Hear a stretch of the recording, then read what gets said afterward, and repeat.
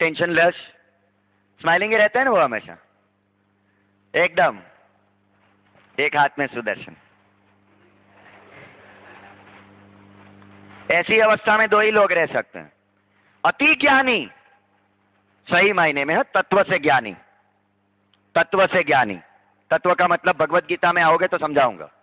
अति ज्ञानी इस अवस्था में हमेशा मुस्कुराता रह सकता है, या फिर पागल।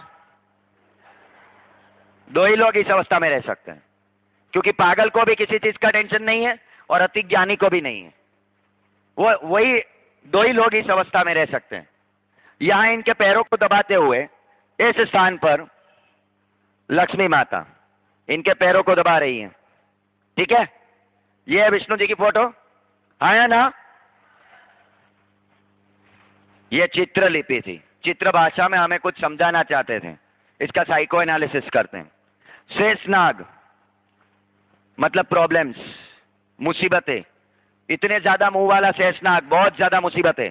और गर्म तवे पर हम बैठे हो, वैसे शेषनाग की सैया पर बैठे हुए।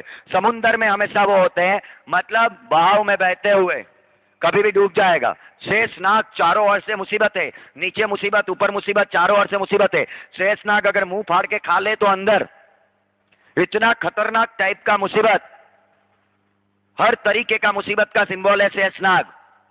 और फिर भी इतनी मुसीबतों के बीच में भी बिल्कुल tension less, stress free, smiling के साथ विष्णु जी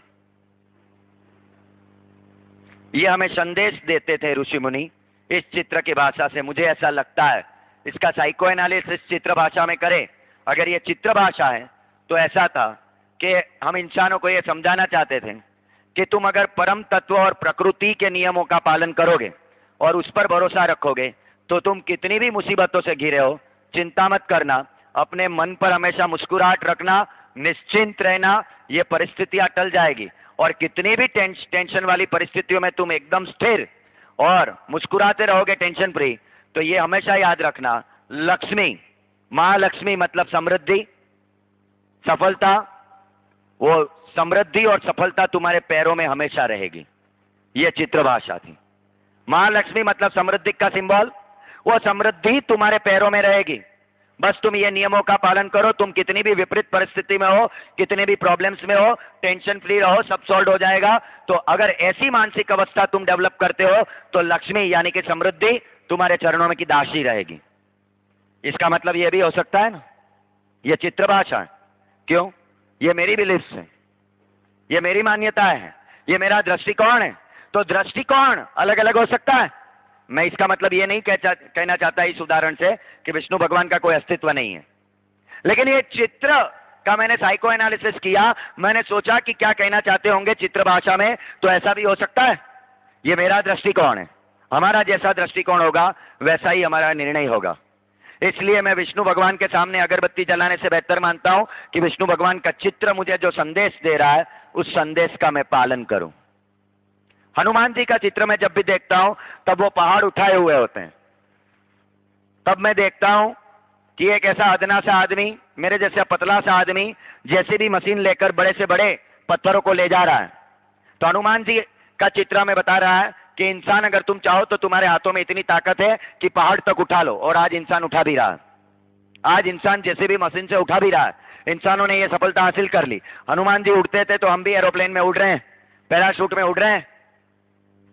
आज इंसान ने वो सफलता हासिल की, हमें बस अपने आप पर भरोसा करना है। ये सभी देवी देवताओं के चित्र, शक्ति स्वरूप हमें बता रहे हैं कि इतना आपके अंदर है, क्योंकि 33 करोड़ देवी देवताओं का तत्व हमारे अंदर तो डाला ही गया है। ये हमारे शास्त्र कहते हैं, ये हमारे धर्म ग्रंथ कहते हैं, धर्म गुरु कभी नहीं कहेंगे। धर्म ग्रंथ जरूर कहते हैं, शास्त्र जरूर कहते हैं।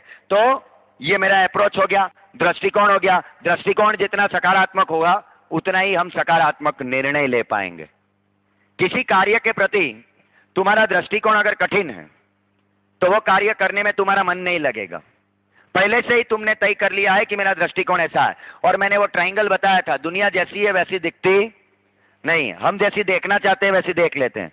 और हम तो इतने रेडीमेड है कि ये हम लोग अपना अनुभव भी नहीं लेंगे। दूसरे की चश्मे पहनकर हम दुनिया देख रहे हैं, दूसरे के चश्मे पहनकर हम दुनिया देख रहे हैं। क्योंकि इनको ऐसा अनुभव हुआ। क्या हुआ, इंदौर में मेरा सेमिनार हुआ, करीबन 4-5 साल पहले की बात है। तो काफी रिलेशंस बन जाते हैं आप लोगों से, एक रिस्पेक्टफुल एटमॉस्फेयर, इमोशनल एटमॉस्फेयर बन जाता है। तो काफी बच्चे मुझे संपर्क में रहते हैं। उसमें से एक लड़की मोहिनी करके मुझे बहुत पसंद करती थी, हमेशा मेरे संपर्क में रहती थी। उसकी जिंदगी का हर फैसला, छोटे से छोटी बात मुझे बताती थी। उसने पढ़ाई खत्म की, अब उसके मम्मी डैडी उसकी शादी के लिए लड़का ढूंढने लगे। जब जब लड़का ढूंढने की बात आती वो मुझे फोन करती, कोई भी लड़का देखने आता तो लड़के की बॉडी लैंग्वेज, लड़के के बारे में मुझे बताती। वो मोहिनी को ऐसा था कि सर को बॉडी लैंग्वेज और फेस रीडिंग का सर का सब्जेक्ट है, तो सर जरूर से मुझे बताएंगे कि ये लड़के के बारे में क्या है।